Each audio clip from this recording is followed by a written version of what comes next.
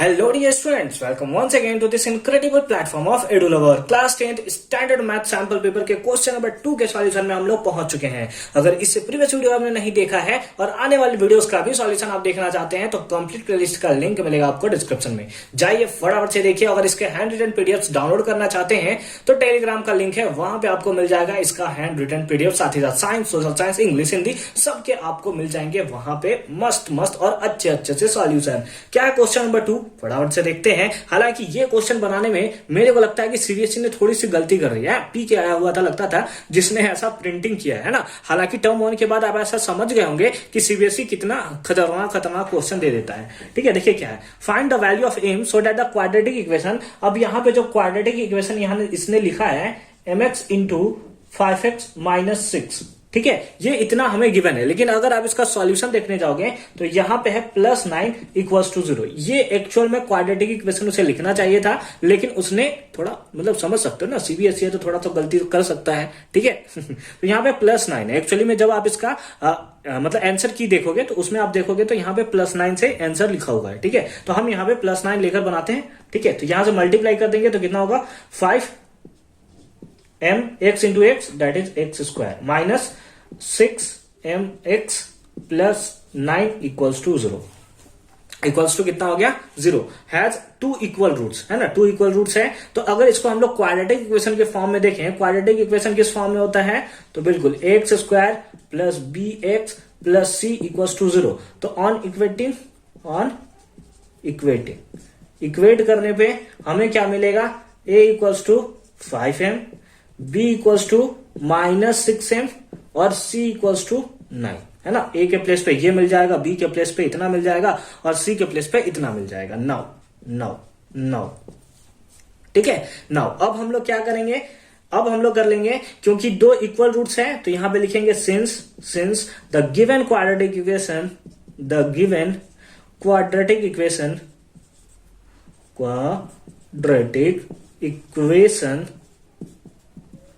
have the given quadratic equation have 2, या has लिख लेते हैं क्योंकि सिंगुलर है ना, has 2 equal roots, है ना, ऐसा हमें गिवन है, 2 इक्वल रूट्स है ना। देयरफॉर इस केस में d का वैल्यू कितना होगा, इक्वल्स टू 0। d का वैल्यू कितना होगा, इक्वल्स टू 0। जब 2 इक्वल रूट्स हमें देखने को मिलता है तो उस केस में d का वैल्यू, डिस्क्रिमिनेंट का वैल्यू कितना होता है, दैट इज 0 होता है। d इक्वल्स टू फॉर्मूला क्या होता है भाई बताओ, b स्क्वायर माइनस 4ac। बिल्कुल अच्छी बात है।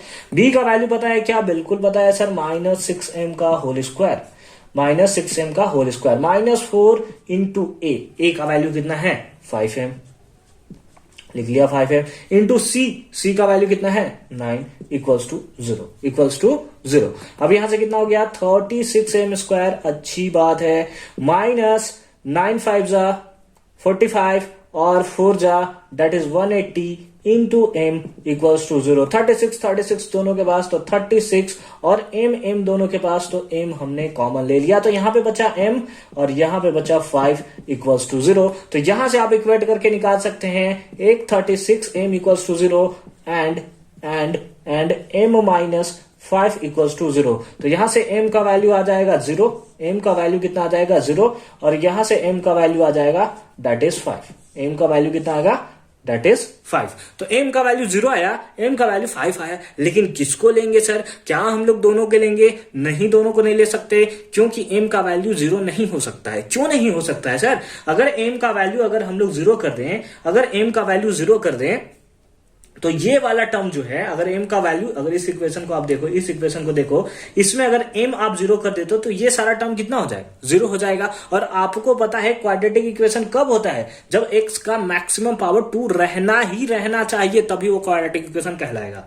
x का मैक्सिमम पावर 2 रहना चाहिए। लेकिन इससे अगर आप m के प्लेस पे 0 पुट कर दोगे तो ये तो रहेगा नहीं, और अगर रहेगा नहीं तो ये क्वाड्रेटिक इक्वेशन होगा नहीं, यानी इस केस में ये नहीं होगा। तो लिख लेंगे हेंस m इक्वल्स टू 5। ये हेंस लिखना आप नहीं भूलोगे, ताकि पता चले एक्चुअली में एग्जामिनर को कि आंसर यहां पे है। ठीक है, आंसर यहां पे है। ठीक है, तो m इक्वल्स टू कितना आ गया 5 आ गया। तो यहां से हमारा इसका सॉल्यूशन हो जाता है। हालांकि जो हमें क्वेश्चन गिवन था अगर उसके बेसिस पे हम लोग सॉल्यूशन करना चाहें तो क्या होगा सर, ये तो आपने बताया कि जो आंसर की में था, तो चलिए एक बार उस मेथड से भी हम लोग इसको देख लेते हैं। ठीक है, तो चलिए मिटा दे इसको। 1 2 3 1 2 3 4 get on the dance floor. Question क्या है, that is mx into 5x minus 6 equals to 0।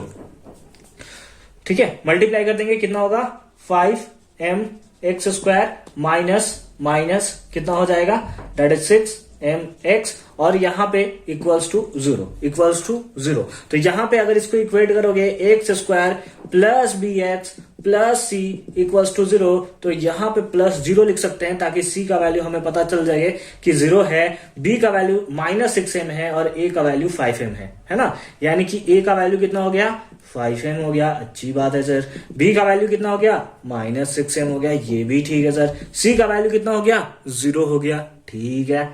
अब हम लोग का इक्वल रूट्स दिया है तो d इक्वल्स टू कितना होगा 0। समझ गए ना कैसे होगा, क्योंकि the given quadratic equation has 2 equal roots. ठीक है, अब d का वैल्यू क्या होता है, that is b square minus 4ac equals to 0।